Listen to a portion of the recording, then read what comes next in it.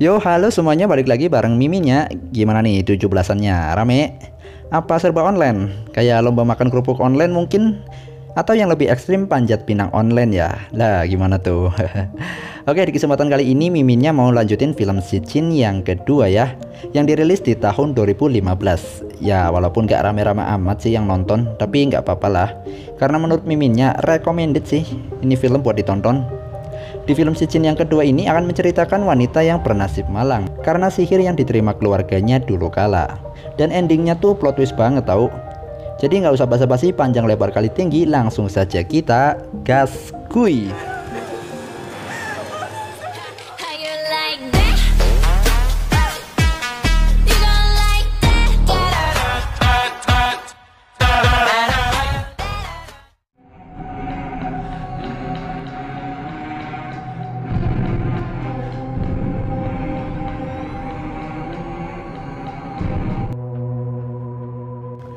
Diawali dengan menampilkan beberapa pemberitaan tentang sebuah kuburan yang masih menjadi misteri, di mana di dalamnya ada 2 jenazah dan kuburan tersebut berada di pemakaman Isis Chuma. Film dimulai dengan menampilkan seorang pria yang sedang berwudu ya. Namun abis dia wudu tuh dia nuangin semacam air keras gitu. Dan setelah itu dia masuk ke rumah. Dari dalam rumah terdengar suara teriakan wanita dong. Setelah itu dia keluar dan nuangin lagi tuh air keras. Dan entah alasan apa ya, dianya tuh bunuh diri dengan meminum air keras tersebut.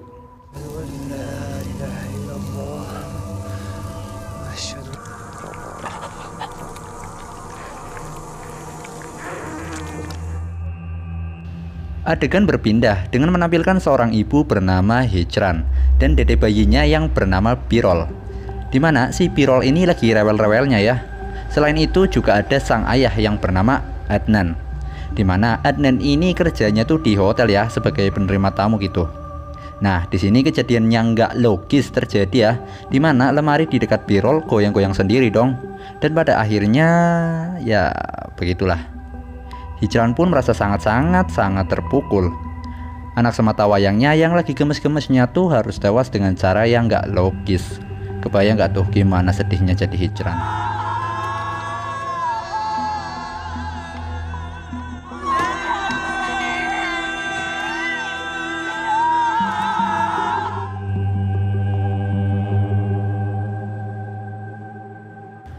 Tiga bulan kemudian, Hijran ziarah ke makam Birol yang udah dikubur di pemakaman Isis Chuma ya. Dan terlihat ada seorang kiai yang lagi baca Yasin di sana. Mungkin budaya di Turki seperti itu ya. Kalau di kita kan biasanya sama keluarga ziarah kubur.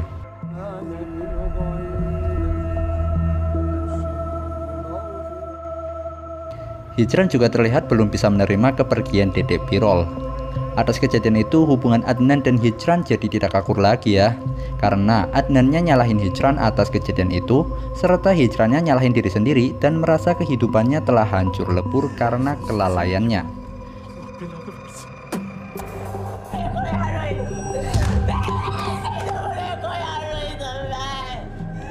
Dan saat Hijran sedang meratapi Birol, ada beberapa orang berjubah hitam lewat dong. Siapakah mereka? Saat malam hari Adnannya pulang, namun sikapnya kepada Hijran tuh ramah tamah ya. Tentu saja itu membuat Hijrannya heran dong. Kan Adnan lagi sensi banget sama dia. Namun sesaat setelah itu seseorang mengetuk pintu rumahnya. Dan siapa sangka ternyata itu si Adnan dong, yang pulang sambil marah-marah. Dan Adnan yang ramah tamah tadi hilang entah kemana. Fix itu mah sudah pasti jin yang menyerupai ya. Hijran pun curhat sama temennya yang bernama Ainur. Di sini Ainur menyarankan agar Hijran tuh pergi ke Hoja ataupun orang pinter ya. Namun Hijrannya marah-marah dong. Hijrannya berusaha supaya sebisa mungkin gak bawa-bawa orang pinter lah dalam masalahnya.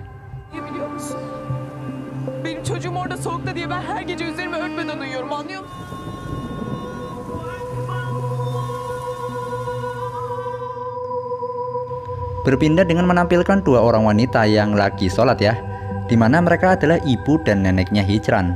Sementara itu Hijran yang dalam perjalanan malamnya dia diganggu jin yang terkutuk lagi dong. Dimana Hijran melihat lemari yang goyang-goyang sendiri. Dan ternyata di belakangnya tuh ada 2 orang yang berjubah hitam yang mengerikan, seperti yang kita lihat di rumahnya Hijran. Hijrannya ketakutan dong.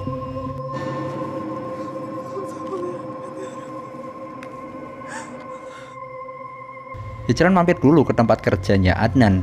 Dan ya sudah pasti sih Adnannya menghindarinya.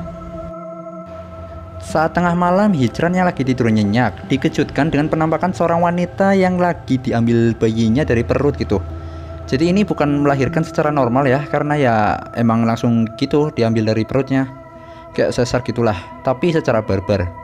Dan dua wanita berjubah hitam itulah yang jadi eksekutornya. Sementara sang wanita meminta kepada Hijran untuk mengembalikan bayinya. Asli, kalau kalian nonton filmnya secara langsung pasti geli sih di bagian ini.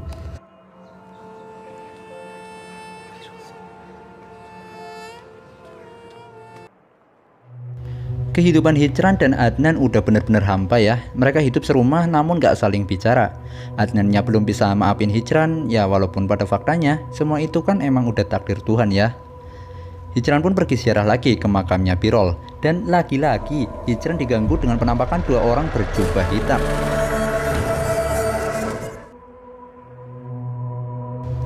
Hijrannya pulang dengan merasa gusar dong. Saat dia ngecek kotak mainannya Birol, terlihat kotak mainan itu terisi air yang berwarna merah. Mungkin darah ya. Dan tiba-tiba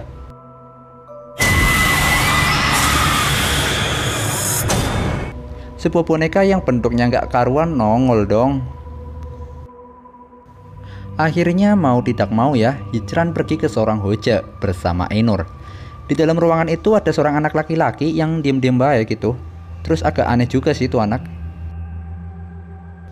Di sini Hijran menuliskan namanya di sebuah kertas, lalu ditambahkan sedikit darahnya. Kemudian kertas tadi itu dimasukin ke dalam gelas yang diisi air, lalu diminum anak laki-laki dong.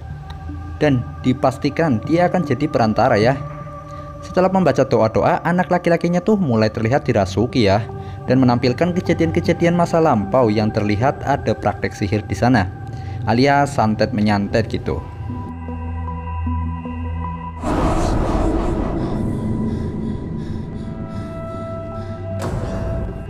Dari ritual tadi sang hoja menyimpulkan ya bahwa kemungkinan besar Hijran ini udah disantet oleh saudara ibunya sendiri dengan sihir yang disebut mantra 41 jahitan.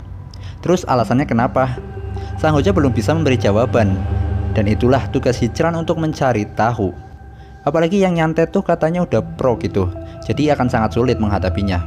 Namun sang hojanya menenangkan Hijran ya dengan mengatakan segala kejahatan syaitan akan dihapus jika kita berlindung kepadanya, Tuhan yang Maha Esa. Serta jangan lupa tetap baca ayat kursi sebagai pelindung diri.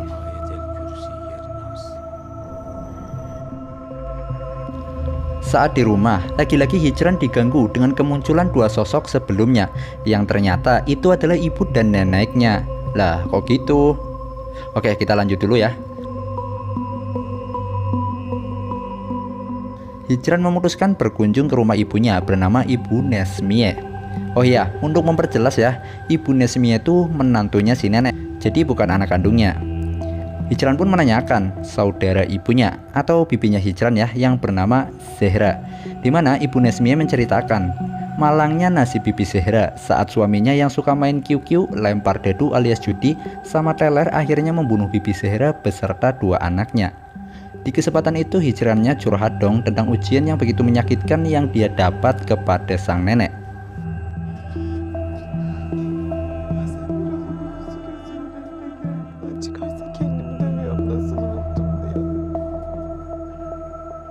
Kali ini ibunya Hijran mendapat gangguan jin yang terkutuk, dimana bantalnya tuh ngeluarin darah dong. Terus ada sesuatu yang aneh, entahlah apa ini keluar dari bantalnya.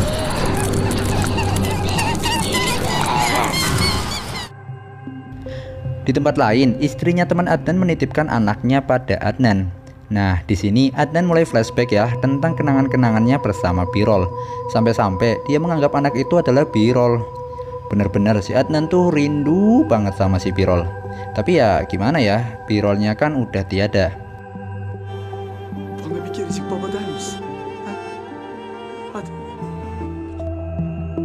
Akhirnya Adnan pergi ke makamnya Birol, namun dia membawa pistol ya. Dan akhirnya dia mengakhiri hidupnya di samping makam Birol. Sedih sekali ini sebenarnya. Sebuah kerinduan terhadap anak tercinta yang tak tertahankan gitu ya, hingga melakukan hal-hal yang sangat ya begitulah. Hijran pun coba menghubungi Adnan yang sudah tak bernyawa, dan pastinya nggak ada jawaban lah ya. Hijran pun bertemu seorang wanita dan menanyakan tentang Bibi Zehra. Wanita itu menunjukkan bekas rumahnya Bibi Zehra, namun menghimbau agar Hijran tuh nggak usah ke sana karena di sana tuh sangat angker ya. Namun Hijran sudah kekeh dengan niatnya, dan hal horor pun terjadi lagi dong, dimana wanita tadi tuh dikawal 2 orang berjubah hitam. Sampai sini kita belum tahu ya siapa dan apa tujuan makhluk goib ini.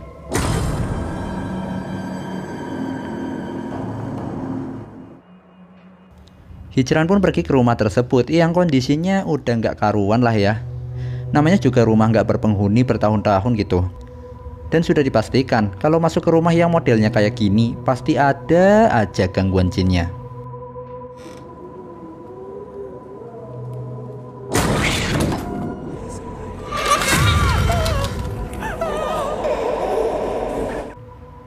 Gimana Hijran ya? Miminnya aja ngerasa horor bet pas nonton ini. Tapi Hijrannya memberanikan diri ya, hingga dia masuk ke sebuah kamar yang dimana ada anak-anaknya Bibi Zehra. Tapi si Hijrannya tuh nggak lihat dong. Di kasurnya juga ada sebuah boneka yang bentuknya nggak karuan. Dan akhirnya Hijran menyadari kehadiran anak-anaknya Bibi Zehra. Seketika rumahnya tuh kayak ngamuk gitu loh. Hijran pun lari ketakutan sambil bawa bonekanya. Hijran pun masih penasaran dengan boneka yang nggak karuan bentuknya. Namun di sini dia masih merahasiakannya sama Ibu Nesmie. Dan lagi-lagi gangguan belum berhenti mengusik tidurnya Hijran dengan mimpi-mimpi anehnya.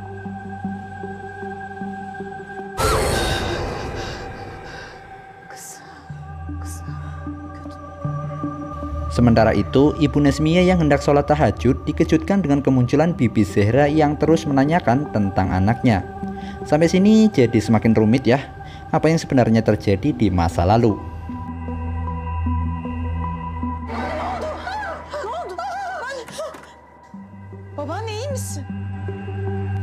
Keesokan paginya Hijran memutuskan untuk pulang ya, karena tentu saja khawatir kan si Adnannya nggak bisa dihubungin.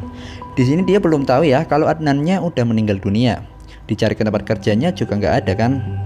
Hijran pun pulang ke rumah dan mendapati makam birolnya tuh pindah ke rumahnya dong.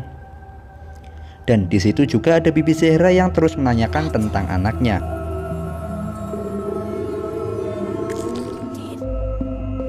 Hijran pun pergi menemui Hoja lagi dan menyerahkan boneka yang dia dapat dari rumahnya Bibi Zehra. Di sini akhirnya sang Hoja memastikan bahwa ada santet yang masih aktif yang dikirimkan oleh saudara ibunya Hijran. Sihir yang sangat laknat tanpa belas kasihan akan selalu mengganggu Hijran katanya. Sang Hoja menyarankan agar memberitahu ibu dan neneknya Hijran, karena jin yang mengganggunya tuh nggak akan musnah sampai semuanya jelas asal-usulnya. Oke, dimohon perhatiannya ya, karena di bagian ini mungkin kalian akan sedikit agak bingung sama penjelasan miminnya. Jadi, perhatikan secara seksama, jangan sambil kayang, apalagi sambil salto. Oke, lanjut. Balik lagi ke rumah Ibu Nesmie yang sudah menyadari apa yang sedang dihadapi Hijran saat ini. Dan tiba-tiba Ibu Nesmie tuh langsung kaku dengan wajah pucat dan seketika dia pun tewas. Sang nenek nggak bisa ngomong apa-apa dong. Dia cuma bisa berzikir kepada Allah. Hijrannya pun pulang dan terkejut melihat neneknya yang mulai ngomong bahwa Ibu Nesmie tuh iri terhadap Bibi Zehra yang hidup bahagia dengan 2 anak perempuannya dan masih ingin punya anak laki-laki. Suatu ketika Ibu Nesmie yang emang dasarnya iri dengki memanfaatkan momen tersebut dengan menipu Bibi Zehra dengan mengantarkan Bibi Zehra ke seorang dukun yang dianggap bisa memberinya anak laki-laki, dimana dukun itu adalah si neneknya Hijran. Jadi si nenek ini seorang dukun ya dulunya, tapi sekarang lagi coba insyaf. Keluarga Bibi Zehra yang percaya-percaya aja datang dong. Tapi bukan keturunan laki-laki yang mereka dapat, malahan merekanya tuh disantet agar keluarganya bisa lenyap.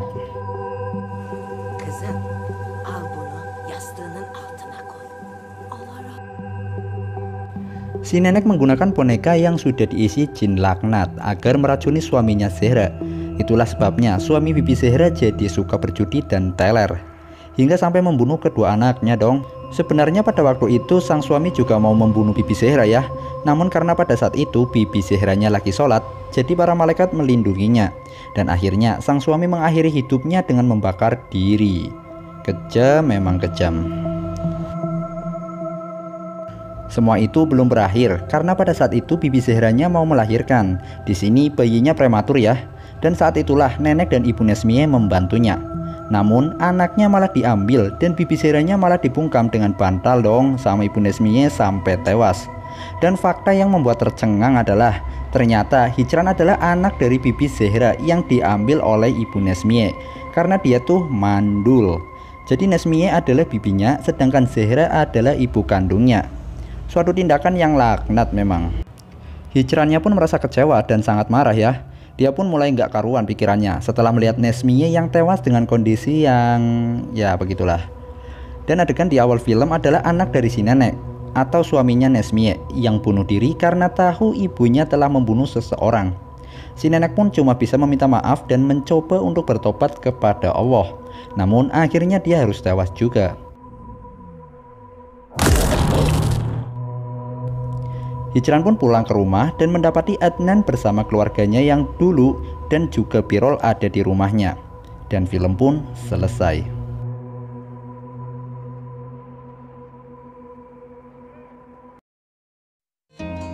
Yos, berakhir sudah videonya untuk film Sijin yang kedua. Oke, mungkin masih ada yang bingung 7 keliling ya. Jadi sederhananya tuh gini. Ibunya Hijran tuh Zahra yang disantet oleh nenek dan Nesmiyah. Sedangkan Hijrannya dirawat sama Nesmiyah dari orok tanpa dia tahu keluarganya telah terbunuh gara-gara si nenek sama Nesmiyah gitu. Dari film Sijin kedua ini pesan-pesan yang kita dapat ialah segala kejahatan akan dibalas dengan kejahatan. Kita harus selalu berlindung kepada Allah Subhanahu wa taala atas gangguan jin dan syaitan yang terkutuk. Oke lah, sekian dulu untuk video kali ini. Semoga pada paham ya. Kita ketemu lagi di kesempatan berikutnya. Ciao.